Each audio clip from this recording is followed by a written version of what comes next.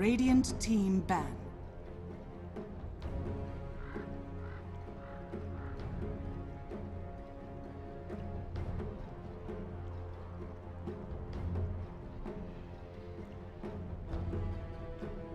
Ten seconds remaining. 5 seconds remaining. Dire team ban.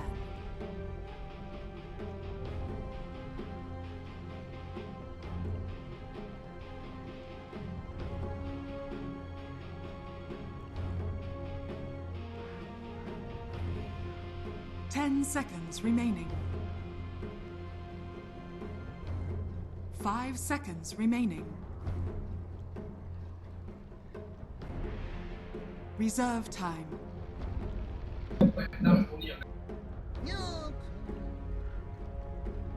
Radiant team ban.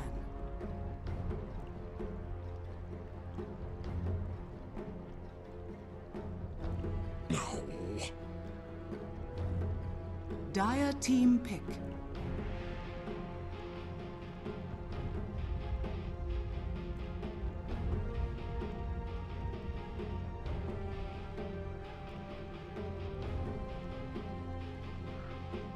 Ten seconds remaining.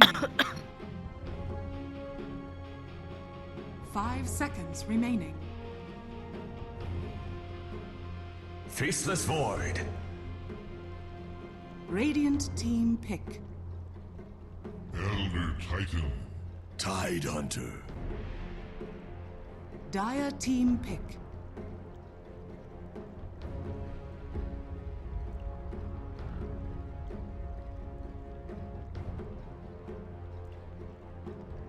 It may not work. No, I think Wi-Fi should play safe because this might determine if they stay in. Man of no faith. A man of no faith. No, I mean, come on, people have been asking me to be objective, man. No, but it's true. I like watching those Bloodseeker picks. Yeah, but I do. Why did Cyclops say the Bloodseeker was a Singaporean thing? I don't think it's a Singaporean. No, I think it's like, what it means. maybe the innovation. Yeah, innovation is from Singapore. Yeah, that's what it meant. There is anything else like Yeah, Singapore dares to do innovate. They don't care. Good. Yeah. All right, Winter. Last thoughts on Execration. Elder Titan. Elder Titan. Yeah, they won. All right, they won. Execration it is then. I go to Winter Execration. No, Okay. I'm going to go Come on, SG Execration. Pride here then, since SG these Pride. two guys. SG All right. That's right. I think Execution are great. I just wanted to thank our sponsors, Oh, Asus. yeah, that's right. Exactly. Without them, this show could not be Exactly. possible. Asus, Vector, and DX Racer. That's right, guys. And the drafting phase is already there, Starting. so Yep, we're gonna so move in. We'll pass it over to our casters. Yeah. I'm Head waiting on to over, see guys. what's gonna happen. Let's have a Execration. look at what you guys got. Casters, go ahead. Thank you very much, guys. So we are back here with another game for today. This is going to be the 6th game of the day, which is White Fries Gaming versus Execration. Emmy, are you excited? Radiant Yes and no. What do you mean yes and no? I know. I just really, I don't know how to explain it. The game earlier, just kind of messed with me a bit. Long games are always going to mess with us, so get back into it. I think this is going to be a pretty good one. It's White Fries versus Execration. So let's take a look at the draft and see what they have. So already you can see Team Fight is the game. White Fries, Phoenix, and Faceless Void. This is going to be the Chrono Supernova combo or right off the bat. Whereas for Execration, they've got a lot of Team Fight too. It's the Tide Hunter and the Elder Titan that we've been seeing a lot. Elder Titan picked 2 consecutive games in a row. For us anyway. Yeah. But it has been a hero that shows a lot of promise. This hero has been consistently buffed for a couple of patches. But the time when Elder Titan, he was very strong. He received a lot of nerfs. The hero was forgotten. Teams didn't really want to pick him up anymore. And he received the buffs again. And now he's back. Pretty much where we're at right now. So he does a lot though, just getting at the sleep setups, also having the aura to work with, and heck, even the earth splitter, that does a lot of damage, especially if you can get those high HP targets. Like, it's percentage based damage. It's not a fixed amount of, it's not a fixed digit, it's percentage based. Especially if you combo it with the Tide Hunter ult. Tide Hunter sets it up, and Elder Titan just comes in with Earth Splitter. Exactly. So lots of opportunities for not just team combinations, but also let's not forget the sleep. That sleep can be one pain in the backside, and we actually saw I actually saw a game where the sleep was quite crucial earlier today. It was not one of my games or Emeka games, but it was a game that Lysander casted. I forgot the team that I think it was. Do you remember who it was? No. No. I guess there's a lot of L Titan we kind of forgot, but sorry guys. So many games, can't keep up with everything. There's actually an Invoker pick, and the Invoker has been picked quite a lot in the qualifiers, yeah? Yes, he has been not necessarily a huge favorite, but he has received a lot of attention. It makes sense for Execration though, just because you've got a lot of team fight with the Titan as well, with the Titan and a Tide Hunter. You add the Invoker into that, you've got a lot of spread damage, which is what the Invoker is going to be able to provide. So I like this for Execration. They need to be a little bit wary though, just in case Whitefriars picks up a mid that is going to be able to deal with the Invoker quite nicely. Death Prophet did get banned, Timbersaw got banned as well, and even Juggernaut got banned because some Filipino teams really like running a Jug mid lane up against Or in some Invokers. cases, Jug support. We need to stop this. We need to stop this. But do you think this is going to be a Quas Wex Invoker or Quas Exort Invoker? From what I can see, I would like to see an Exalt Invoker. They need some damage to actually apply to Whitefriars. So they're going to be able to at least do something. If they do Quas Wex, it's okay as well, but you need a reason to justify it. And one of the biggest reasons that justifies Quas Wex is if you're up against those for example, obviously if your team needs a setup, Quas Wex. If you're up against a lot of melee heroes that have low HP pools, Quas Wex, because you're going to be able to get the EMP tornado combos. And EMP would really be a pain, especially for Faceless Void and Queen of Pain, because they're two really mana dependent heroes. Exactly. But I like that Whitefriars picked up the Queen of Pain. They needed a mid that was going to be able to stand up well to the Invoker, but was also going to synergize with the Faceless Void. So now you've got Sonic Wave and Screen of Pain to throw inside the Chronosphere. So there's already synergy happening on both sides, but you can say that Whitefriars has a little bit more synergy just because their draft, everything functions together. And hopefully they have another hero that just brings everything together. Just thinking, what kind of a support would you be looking to grab here? Execration picks up the Lion themselves. They definitely needed this. This will also give them a lot of solo kill potential, or at least roaming potential with the Lion. So Lion +1, Finger of Death. You should be able to kill some of these really squishy Whitefriars heroes. So I'm very, very happy that Execration was able to grab this. Yeah, and Lion is a giant, huge counter to Queen of Pain. You've got Hex and Stun, so you make sure that the Queen of Pain has nowhere to run. So Whitefriars are actually going to resort to the Lifestealer as their fourth pickup. Now, Lifestealer, not the best hero to synergize with the Faceless Void, but he does work well with Phoenix and Queen of Pain. He can use both of them as modes of transports to get into the middle of the fight if necessary. So, as long as he doesn't get caught in the Chronosphere. In his own Chronosphere, really. But I'm fine with this pickup. It definitely works, and especially with Execration having all heroes that rely on magical damage, Lifestealer is their worst nightmare right now because they've got no way of controlling him. So this last pickup, it's got to be a carry, unfortunately, and if you're using your carry to counter a Lifestealer, game is rough. So our final bans, it's going to be a Ricky ban here for Execration. They don't want any sort of roaming happening from Whitefriars. This is very understandable because the smoke cloud can definitely be a problem as well. I really like Whitefriars' lineup right now because they have Phoenix and Queen of Pain and Faceless Void, three heroes that can really make space for the Lifestealer, and Lifestealer can fight around maybe the mid game. Yes. Come in during the mid game. This is really, as long as he gets some of his items, can just come out, pop out, and start getting scary. He's also a pretty good early game hero as well. If the Lifestealer has a pretty good laning phase, then he can transition very, very quickly into that mid game, and he can be a very, very big nuisance. So I like how they're drafting it more or less towards the early to mid sections of the game. They don't really want to bring it late unless they last pick another carry, but then it'll make no sense because someone's going to have to transition to support.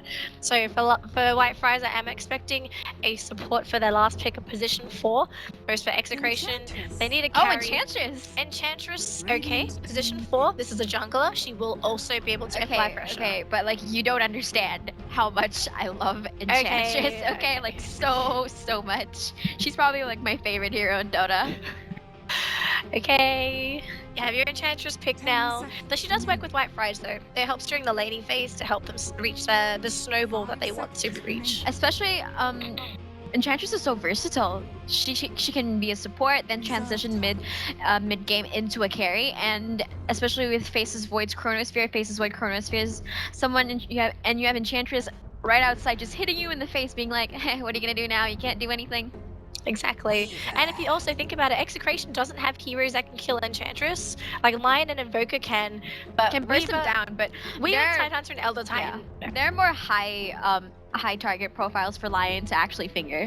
But does Lion actually want to use a Finger of Death on a hero like an Enchantress? You would want to use it on heroes such as Oh yeah, Faceless exactly. Void, That's Queen what I of meant. Pain. Yeah, Yeah. he has higher priorities for other heroes, not the Enchantress. So Execration final pick a Weaver. So this is one of the more different carries that we've seen nowadays in Southeast Asia. This hero, it works, and there are times when it doesn't work. Now, up against what White Fries has no way to control this Weaver, except for the Chronosphere. They literally have no disables. So Nando might be able to get away with this, but But they also just might save the Chronosphere just for the Weaver, and he has to be careful about that and watch out for that. that's very true as well. So White Fries versus Execration. We are going to be jumping into the game in a moment. Game is paused as players are picking up their heroes. Emmy, are you ready? So ready. There's an Enchantress. I am so ready. Okay, so I'll introduce Execration so you get your Enchantress. Execration going to be on the Radiant side for today. Nando on this Weaver. Abed is going to be on the Invoker. Tims is going to be playing on the Lion. RR is going to be playing on the Tidehunter. And finally, we have Chemo that's going to be playing on the Elder Titan. Take it away with White Fries. And on White Fries, you have 290 on Queen of Pain. Kev? Is that? Yeah. Yep. Kev on Lifestealer. Polison on Phoenix. Chisbug on Enchantress. And am I missing one hero? Faceless Void, yeah. HY on Faceless Void. Okay, there we go. That is the White Fries lineup. Now, we just saw White Fries smoke up as a team. Smoke is also happening for Execration too. So both teams are trying to smoke to get into position so that they can either get Observer Wards or at least grab some little kills. Kills are obviously going to be a bonus if they're able to get them. It's just a matter of, can they grab that kill? So it looks like for now, White Fries, they're smoked up. They're still hiding. Their Enchantress has the rainbow headpiece. Yeah, the rainbow spear. You know, the one that throws out the rainbow ult, yeah. Okay. Got a lot of shiny things actually. She is the embodiment of Christmas right now. She's a deer with wings, with glowing antlers, And butterflies coming out of her hair. and rainbows. This is too much. Too much for me.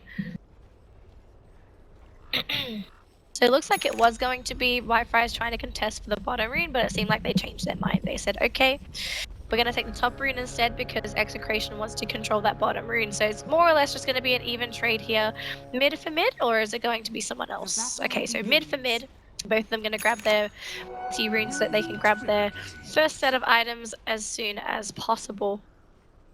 Lanes at the moment are just normal. There's nothing really different. There's no aggressive tri-lanes. There's no awkward jungles. There's no cliff jungling. Don't get too excited, folks, but this will be a very exciting game, so save the excitement for what could be a very action-packed mid-game as we just start off the laning phase. And it looks like for now, Abed unfortunately was not able to get a very good creep equilibrium, so 290 is going to have a pretty good time in this middle lane, and actually there's going to be a bit of a tussle here as 290 and Abed going in for a bit of a right-click war here. Now, remember, this Queen of Pain hits significantly harder than the Invoker, but Especially with Shadow Strike. exactly, the Shadow Strike applied, and that's going to be a little bit too much damage for Abed to go for, but it doesn't really seem like they're going to commit to that. They will, however, be trying to outdo the other in this middle lane. We'll check up on them later as we go up top instead.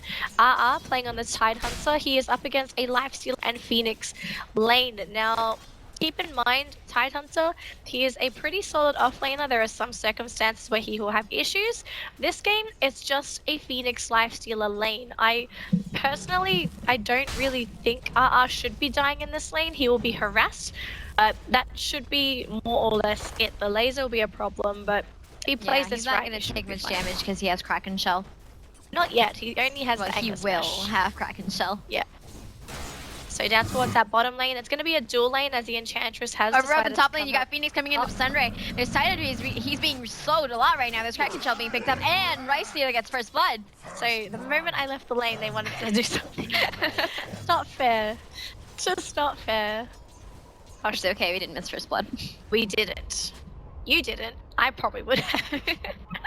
That's why there's two of us. Oh gosh. Okay, so quick pause here. Looks like we've got some setting issues coming out from Whitefries. So down towards this bottom lane, we also did mention this was a dual lane coming out from Whitefries, the Enchantress, and Faceless Void lane. Now, just to mention, Faceless Void by himself is quite a nuisance to deal with. He has a lot of solo kill potential, especially on supports that try to harass him out. It looks like Chemo is in a lot of trouble, and looks like Tim's has to save the day. But look at what this bug is doing on this Enchantress by himself. He's actually keeping both supports busy. Now, this is something that you want to be doing as the Enchantress. If your presence alone can bring the supports over to keep the supports there to entertain you, then that means the rest of your lanes are going to be feeling pretty happy about that. But now Chisbug being chased down, hexed up as well. He's got no points in Untouchable, so he does actually go down. They brought Nando too, but this actually opens up the off lane for HY, so he's actually getting CS. I think he's pretty happy about that though. Enchantress is doing her job, being annoying, picking up some creeps and throwing them around. Yeah, exactly. During that time, it also meant that the Queen of Pain could play a little bit more aggressively too, knowing that the supports were always going to be there, playing around with the Enchantress. Even this top lane, it just means that they know that RR's not going to be getting any support. But I don't think it's going to be an issue because as an offlaner, all you really need to do is just get some levels. Yeah, unfortunately, Phoenix by himself is not actually going to be able to do that to a Tidehunter. Tidehunter is just way too tanky for a Phoenix to harass out comfortably, and Polison's actually quite low. If he's not careful, he may be taking more than he bargained for. Look at RR. Anchor Smash, one more hit, the dive has to be thrown out. But RR by himself able to harass the Phoenix to the point where he's actually sitting on 50 HP.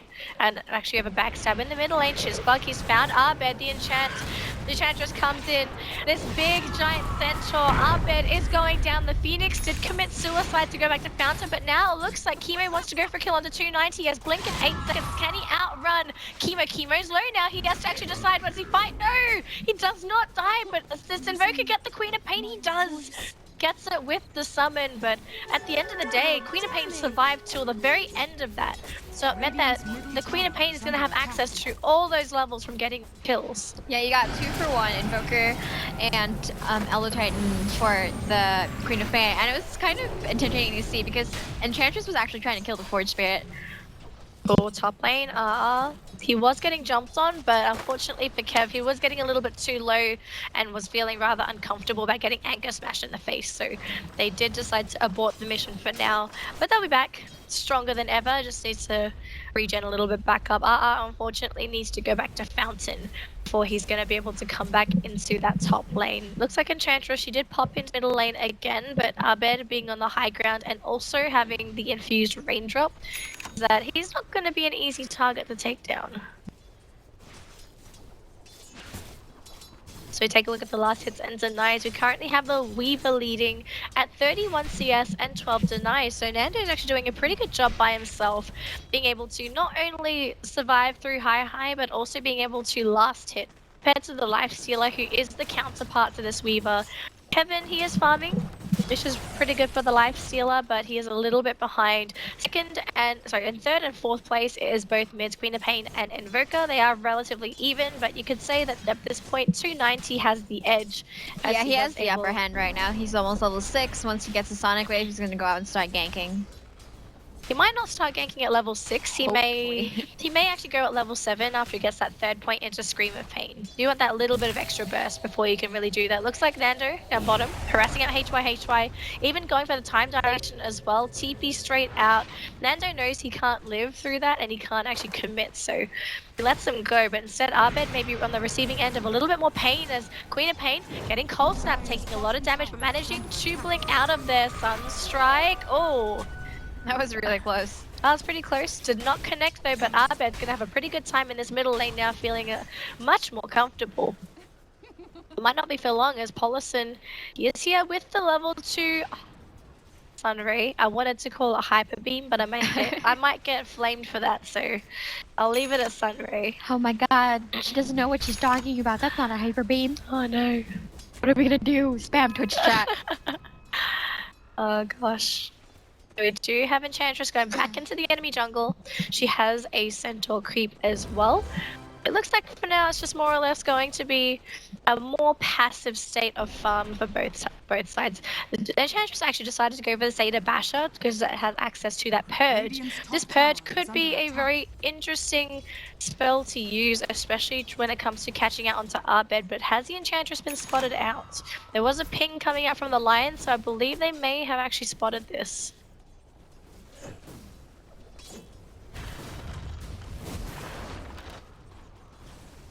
Santa's level 6, he's already got his Ravage.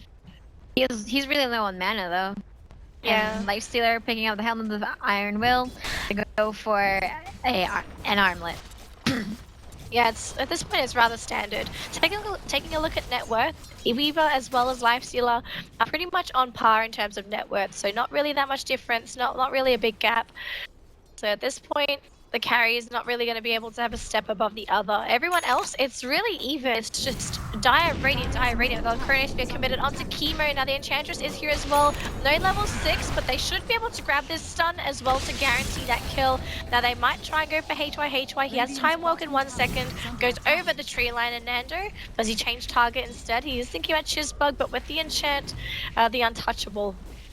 It's not going to be an easy grab, so it looks like it's just going to be that Tide Hunter with the Chronosphere commitment. So nice little pick off there for White Fries to get a little bit of a head start by killing off the Tide.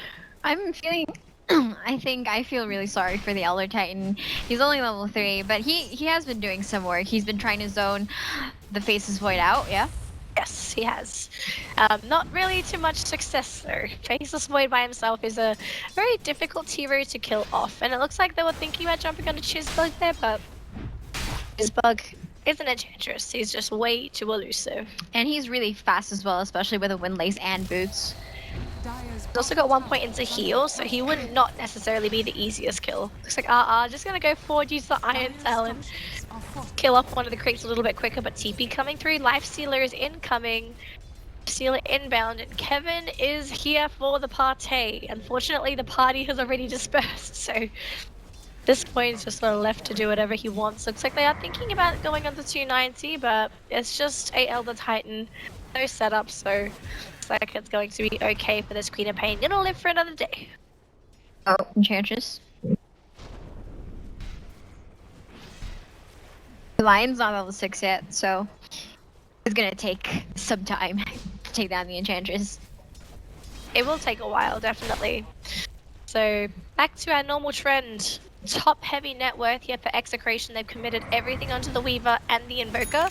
At this point they're saying we just want a blink and mech on the Tide Hunter, and that's it. That's pretty much all they're wanting on RR. They're saying we're going to give the rest of the net worth to the top 2, which it's fine. Their draft can accommodate this. You got Queen of Pain alone on the mid lane. I think they're gonna come defend this. Yep. TP. It's HY. There is no... Actually, there is a Chronosphere available, but he is fainting the Ravage. Chrono gets thrown out. They're going to go right on the Tide and in the Night as well. White Fries coming out with the plays, denying the tower from Execration and grabbing a little freebie. I don't think the Filipino squad was ready for that one. Yeah, it was a really good trade. They got the Tide Hunter and they managed to deny the tower. Actually denying quite a bit from Execration. At this point, grabbing towers at 10 minutes, it can make or break your next item. So, could have gotten something instead. They're going to actually jump onto Kev, who's actually hexed up. He doesn't get the rage off, and he actually dies. Got it off too late. It was after the Sunstrike. It was right before the Sunstrike, and obviously Sunstrike being pure damage. I missed a kill down towards bottom. It was the Elder Titan. He was killed off by rainbows apparently, and that's going to be 2 on the board. Yeah, he was caught out by the Enchantress who had Ensnare on the Troll Summoner on him and just right click him down. So it looks like we're going to be having a tower push down bottom here for White Fries. Going to take this down and grab some extra bonus gold. Whereas for Execration, they're up top. They've got two, it's Nando and RR. HY is here by himself, but he should be fine more or less. He will have the time walk to work with, so not really going to be in any trouble here. Just going back to Fountain, it seems. 50 seconds on the Chronosphere, so we've got to keep an eye on HY for his next Chronosphere target. From what I can see from how White Fries is playing this out, it's like they don't mind using Chronospheres for single targets as long as they can grab those kills. And it's reasonable. It makes sense. You don't need those multi-hero Chronospheres unless it's a full-on team fight. And the way that Execration has played it so far, Execration does not want a team fight yet. Even though they have the Ravage, they're not ready.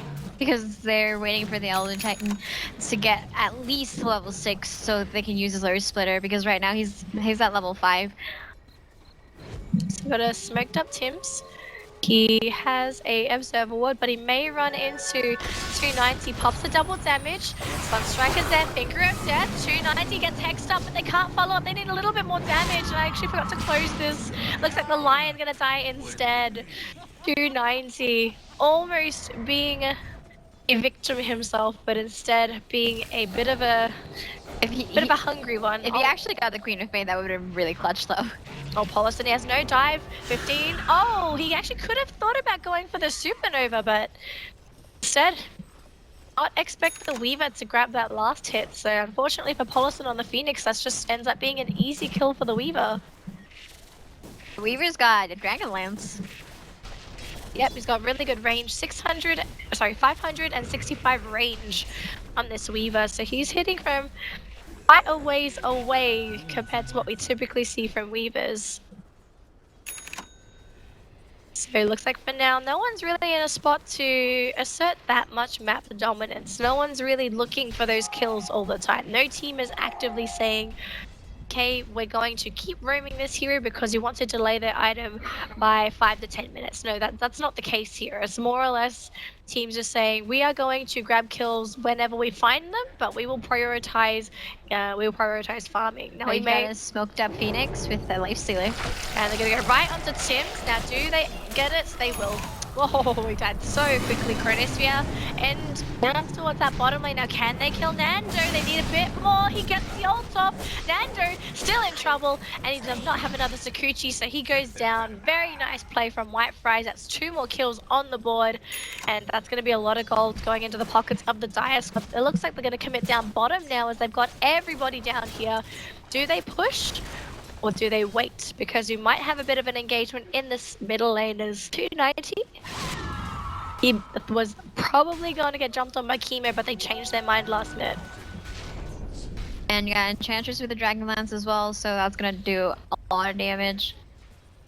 So take a look at the graphs right now. EXP earned, it is 2k for White Fries. In terms of gold, it's only 1k, so the dip, it's not far. So there is still a chance for Execration to make a comeback. They just need to make sure that they keep this game at least equalized. At least. You cannot afford to let White Fries get too far ahead, especially with the kind of heroes that they're running. They are running heroes that can absolutely snowball if you give them that opportunity. Lifestealer making his way to a Desolator, so that's gonna hurt a lot. Especially with how squishy some of these Execration heroes can be. Lion is squishy, Elder Titan is squishy. He also, Elder Titan himself cannot really defend himself best as a Lifestealer just because there's going to be the Rage. Even Invoker is going to be vulnerable because Abed, a little bit of armor, but Lifestealer hits him a couple of times and he's probably going to die quite easily.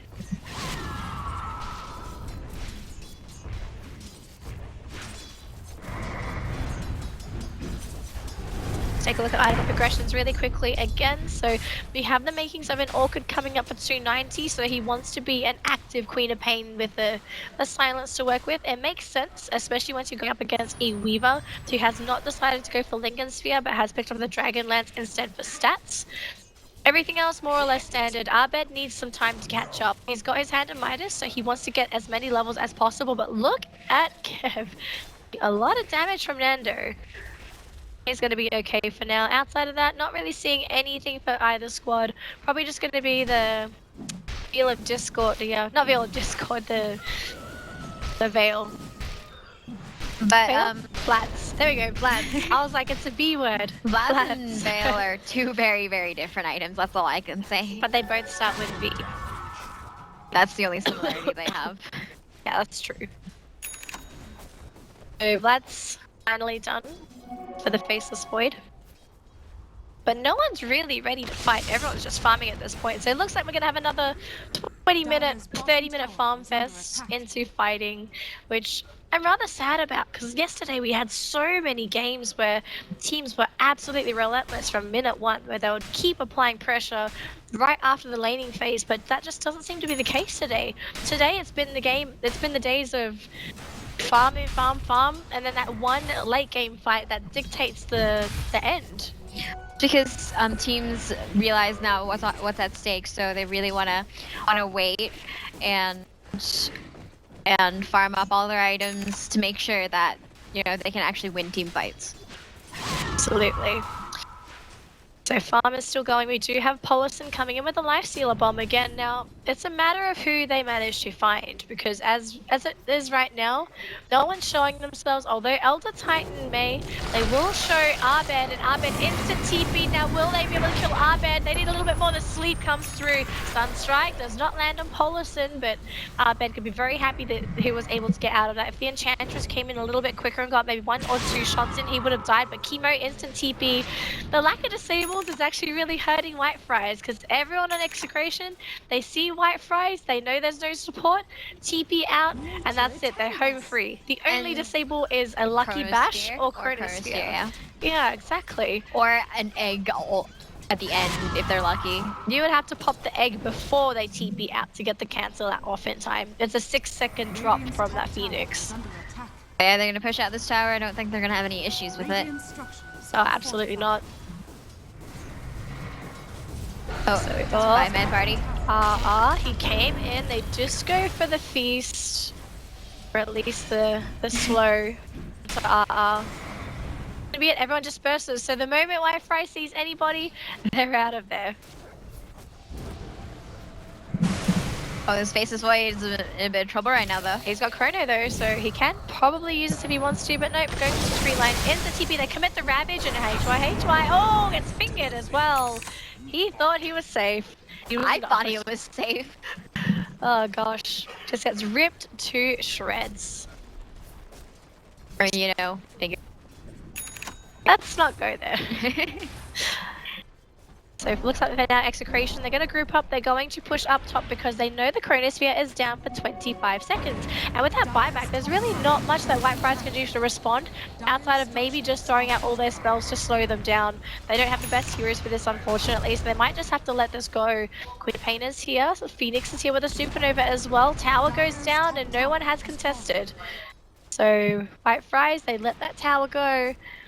Queen of Pain has her Orchid now, so it's going to be a lot more troublesome for the Weaver to escape, as well as the Invoker to cast any spells, or the Tidehunter if they want to stop his Ravage. At this point, all Execration needs to do, if they see Queen of Pain, and she's solo Orchids and tries to solo kill, just TP. There's nothing to cancel those TPs. So finally done on our Lifestealer. He is also inside Polison. So Polison's ready for the dive. HY is nearby as well, so we could potentially see a dead hero, but it's a matter of who do they find. And everyone's actually rather safe. Everyone on Execration, they're sitting around the mid lane. They're all relatively close together, so reaction time should be pretty quick from our Filipino squad. The bird still flying under the cover of the shadows, but no one's going to reveal themselves, so they might see if someone farms bottom, and if no one shows, they can probably take the tower themselves. They show 290, so 290 is going to show himself. Everyone is still hidden. Radiant's Roche bottom ping. tower is under attack. Are they going to do Roche? They absolutely can. They just finished up the Deso on the Lifestealer, so they've got the minus armor to work with, and they've also got Faceless Void and Queen of Pain that hit reasonably hard together. And Enchantress can maybe grab him. Yep, they got a Wild Wing, and they have Sunshine coming in from the Evoker though, so they know what's going on. Are they going to be able to get there in time though? Because this Roche is dropping pretty slowly, so I think they might be able to. Nando's trying to Sakuchi in as quickly as possible. Where is the Tidehunter? Tidehunter is nearby. He has a Blink Dagger. Ravage in 5 seconds. They need to wait a little bit. Do they go in early? Do they go in later? It's 1 second. They're trying to cancel Blinks here with their Enchantress. Elder Titan being a huge nuisance so far for Execration, because this Roche, it's not that low, but everyone on Whitefriars, they're sort of waiting this out. They're hoping that they jump in early, but they're not. Execration, they're waiting. They need to hurry this up. This is taking way too long. Whitefriars gotta be so careful. Nando's gonna be coming in. He wants to try and go for a bit of a steal here. And comes in. Ravage gets to play. They completely annihilate the Weaver, but he also got the Aegis. So he actually has 2 lives to work with. 2 got blown up from Whitefriars already. Supernova gets deployed, but at the end of the day, Whitefriars, they lose their Aegis as it was stolen by Nando. Dire's bottom tower is under attack. But yeah, they took Roche way too slowly. They should have backed off when they had the chance, I feel. If Whitefriars actually 100% committed to that Roche, they would have had that Aegis much sooner. But because they were sort of waiting, they were hoping that Execration went in a little bit sooner, that they would have been able to try and fight them, and Roche would not have died in that fight unless someone committed to it. But because they committed too late, obviously Aegis got stolen, game gets turned around, so huge losses for Whitefriars. That's all their efforts wasted.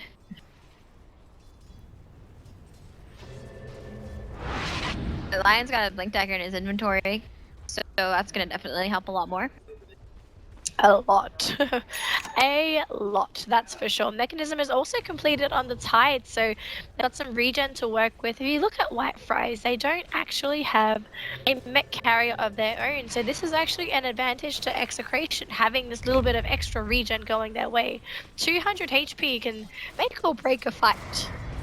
But you got Enchantress halfway through her Aghanims. So hopefully that's gonna do a lot more. But she hasn't maxed her Nature's Attendance though. No, she hasn't actually. She has decided to go and grab the 3 points into the slow and the enchant instead.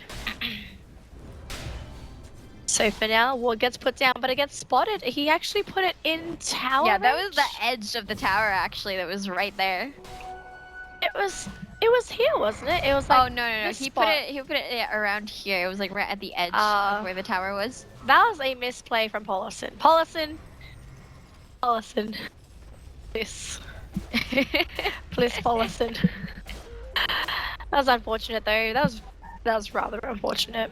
It meant that Execration, they knew that Whitefriars is behind them, so they're gonna be pretty happy that they made that misplay.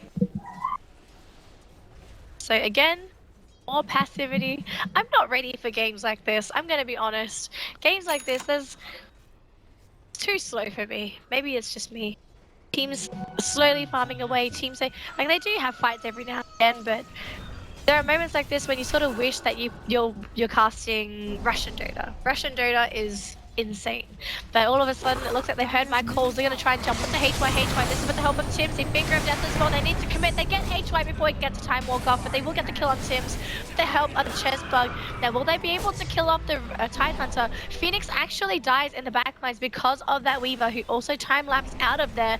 That's 2 big heroes down for Whitefriars, and only one of them has buyback. Ravage is still available as well, so nothing huge was lost for Execration. And with the Desto up on Nando, does Execration decide to push up high ground? It looks like they are. I think they definitely can, yeah, but they should definitely back out once Faceless Void comes in and Chronos. They still have Ravage though. Ravage is still available on the Tide. RR is ready to go if he needs to be. So this could be better than you think.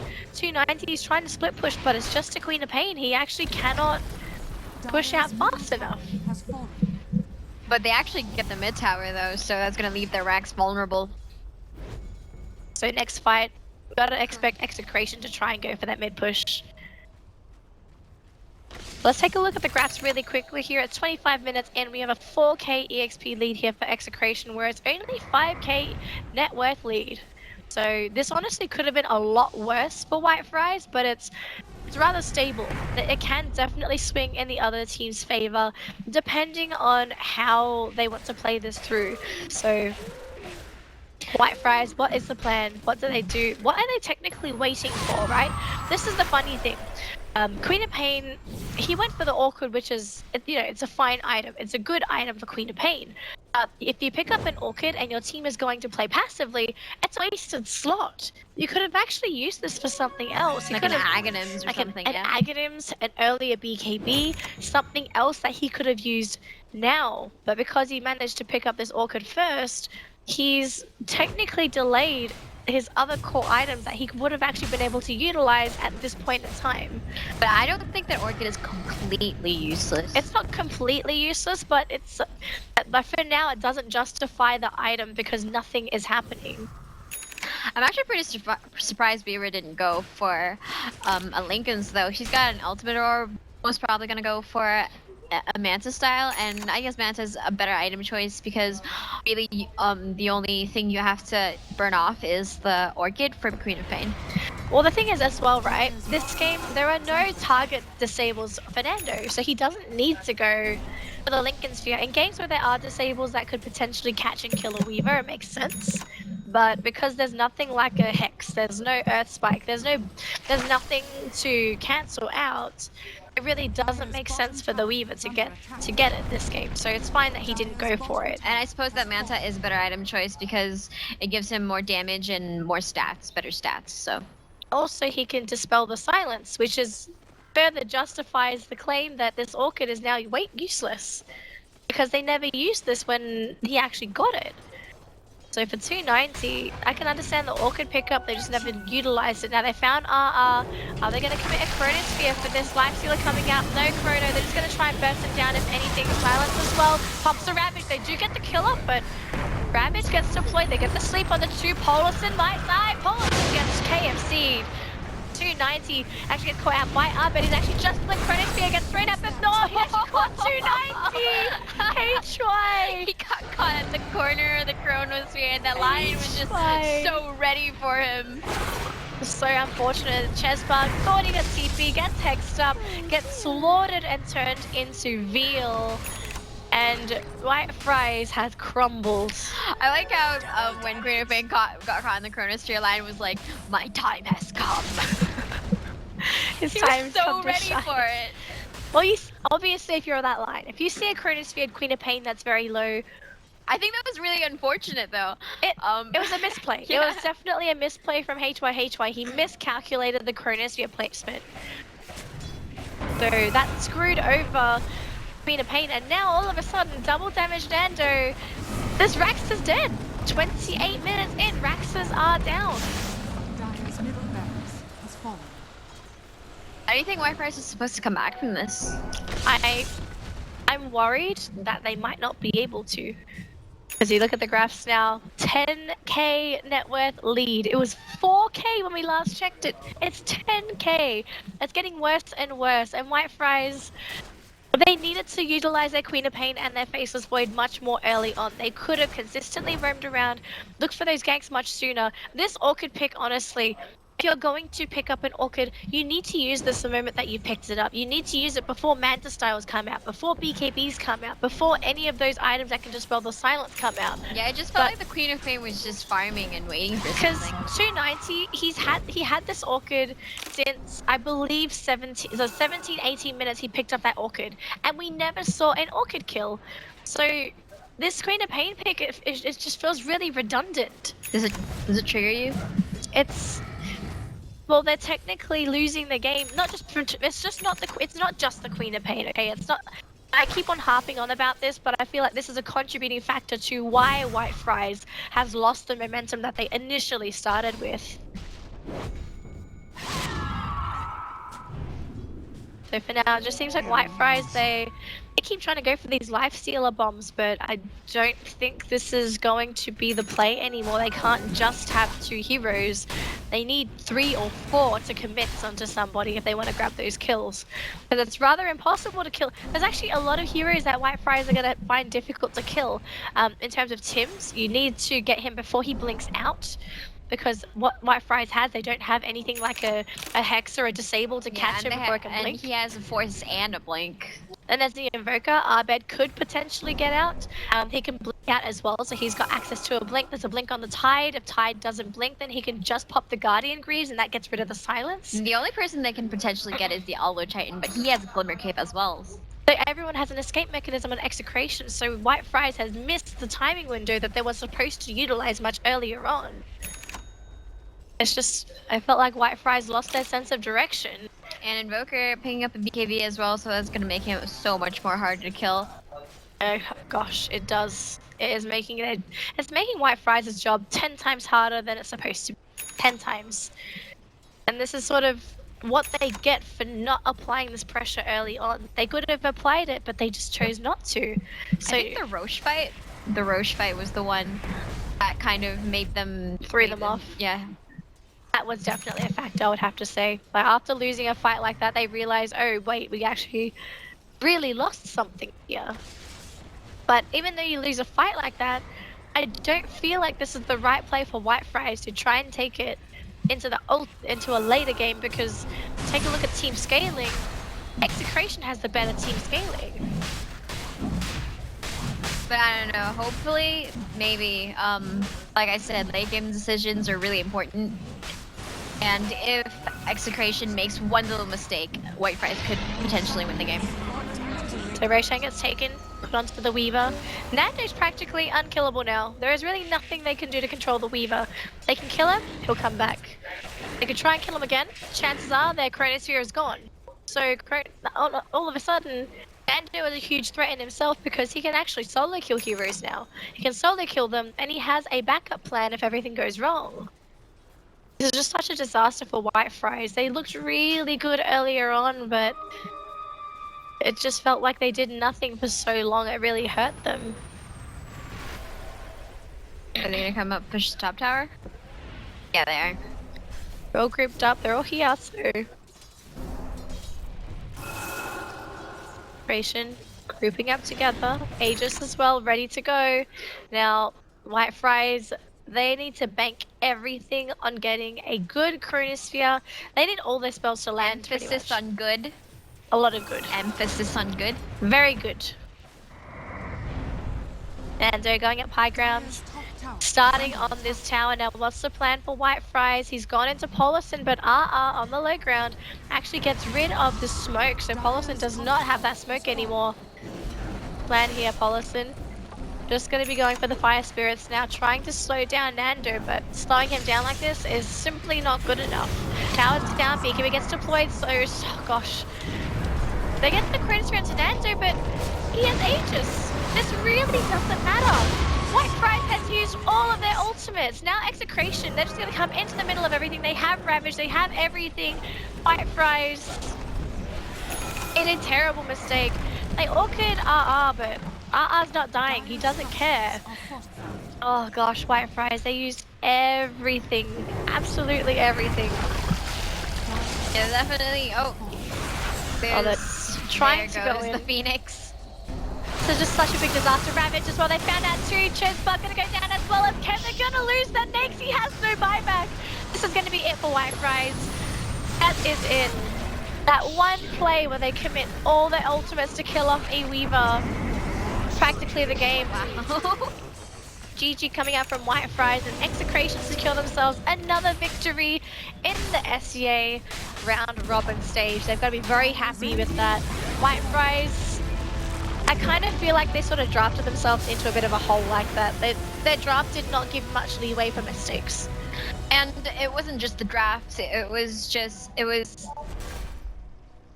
was the fact that they had the Roche fight. The Roche fight really threw them off, because they were waiting for something. I don't know what they were waiting for, but you know, it didn't really work out well. I can understand what HY was, what they were trying to do in the Roche pit, right? They were delaying. They were expecting them to